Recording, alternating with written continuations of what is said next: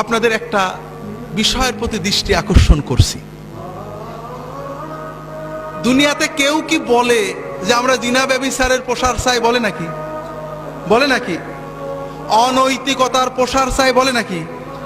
মাদকতার প্রসার চাই কেউ বলে? যত দল মত, আস্তিক নাস্তিক, ইহুদি নাসারা, মুসলমান, মোল্লা, হুজুর, যেই হোক, কেউ কি বলে নাকি যে আমরা এইগুলো বেশি করুক, দেশে অনৈতিকতা হোক, ব্যভিচার হোক, অ্যাসিড ছড়াক, ইভ টিজিং বাড়ুক? এটা কেউ বলে নাকি? বলে নাকি ভাই? বলে না। সবাই বলে এগুলো দূর করতে হবে, বদলে দাও, ভালো হয়ে যাও, প্রতিজ্ঞা করো আর খারাপ করবো না, সবাই বলে। কিন্তু এখানে ইসলামী সিস্টেম আর বাণিজ্যিক সাম্রাজ্যবাদীদের সিস্টেমের ভিতরে পার্থক্য আছে। বাণিজ্যিক সাম্রাজ্যবাদীরা, আন্তর্জাতিক বেনিয়ারা, তাদের পদ্ধতি কি? মদ বিক্রি করবে, এটা নাগরিক অধিকার, যে ইচ্ছা মদ খাবে। বিড়ি সিগারেট বিজ্ঞাপন দেবে, বিক্রি করবে, এটা নাগরিক অধিকার, যে চাই খাবে। লক্ষ লক্ষ কোটি কোটি ডলার তুমি মদ বেচে আয় করবে, সিগারেট বেচে আয় করবে, যৌন উদ্দীপক, ব্যভিচার প্রসারক জিনিস বিক্রি করে করে আয় করবে। এরপরে 2-4 লাখ টাকা তুমি এইডস ফান্ডে, ধূমপান নিরোধ ফান্ডে, ক্যান্সার ফান্ডে, মাদকতা বিরোধী ফান্ডে প্রচারে দান করে দেবে। আমার কথাটা কি আপনারা বুঝতে পেরেছেন? তারা বলবে মদ চালু থাকবে, মদ প্রচার হোক, এটা একটা না মানুষের অধিকার, যে চাই খাবে। মাদকতা প্রচার হোক, এটা হোক সেটা হোক, তবে এগুলো খারাপ, মানুষকে বুঝাতে হবে। কথাটা কি বুঝতে পেরেছেন?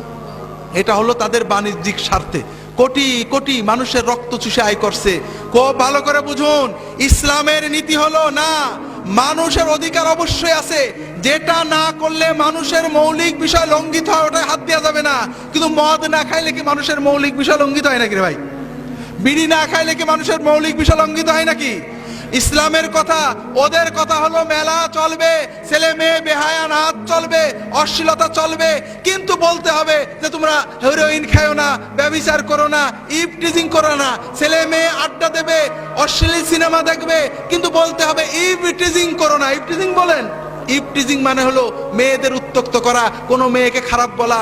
আমরা বলবো সিনেমা চলবে, উত্তক্ত করার ছবি চলবে, ভিলেনদের চিত্র দেখবে, অশ্লীল ছবি দেখবে, নাচ গান দেখবে, মেয়েদের সাথে ফুর্তি করবে, তবে কোনো মেয়েকে তুমি বাজে কথা বলতে পারবে না। হবে নাকি ভাই? এটা তুমি সব করবে, সিনেমায় হিরোইনদের মদ খাওয়া দেখবে, তবে তুমি নিজে কোনো হিরোইন টিরোইন খেও না। হবে নাকি?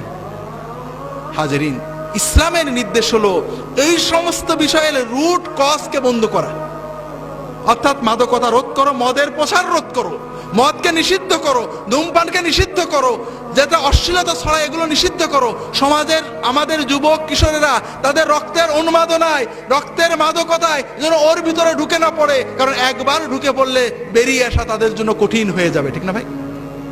আমি আপনাদের অনুরোধ করব, যারা সমাজের নেতৃস্থানীয় আছেন, আল্লাহর ওয়াস্তে বলছি, একদিন আল্লাহর কাঠগড়ায় আমাদের দাঁড়াতে হবে। খুব ভালো করে বুঝুন, আল্লাহ কোরআন কারিমে বলেছেন, ইন্নাল্লাযীনা ইউহিব্বুনা আন তাশিআল ফাহিশাতু ফিল্লাযীনা আমানু লাহুম আযাবুন আলীমুন ফিদ দুনিয়া ওয়াল আখিরাহ ওয়াল্লাহু ইয়ালামু ওয়া আনতুম লা তা'লামুন। যারা ভালোবাসে, পছন্দ করে যে মুসলিম সমাজে, মুসলমানদের ভিতরে অশ্লীলতা, বেহায়াপনা ছড়িয়ে পড়ুক, প্রসারিত হোক, তাদের জন্য দুনিয়ার জীবনে রয়েছে যন্ত্রণাদায়ক শাস্তি এবং আখিরাতে রয়েছে যন্ত্রণাদায়ক শাস্তি। আর আল্লাহ জানেন, তোমরা জানো না। আমি আপনাদের বলবো যে এই যুবক কিশোরদের ঈমান রক্ষা করার জন্য, আমাদের আগত প্রজন্মগুলোকে অশ্লীলতা, বেহায়াপনা, অবক্ষয় থেকে রক্ষা করার জন্য শুধু নসিহত নয়, মেকানিজম তৈরি করতে হবে, আদর্শ স্থাপন করতে হবে, তাদেরকে ভালোকে উৎসাহ দিতে হবে, খারাপ থেকে নিষেধ করতে হবে, নিরুৎসাহিত করতে হবে। আর এই জন্য অনেক বিষয়ের পাশাপাশি সবচেয়ে বড় বিষয় হলো তাদেরকে মসজিদমুখী করতে হবে, নামাজমুখী করতে হবে, দ্বীনমুখী করতে হবে, ধর্মীয় চেতনাও তাদের ভিতরে আনতে হবে, আল্লাহর ভয় আনতে হবে।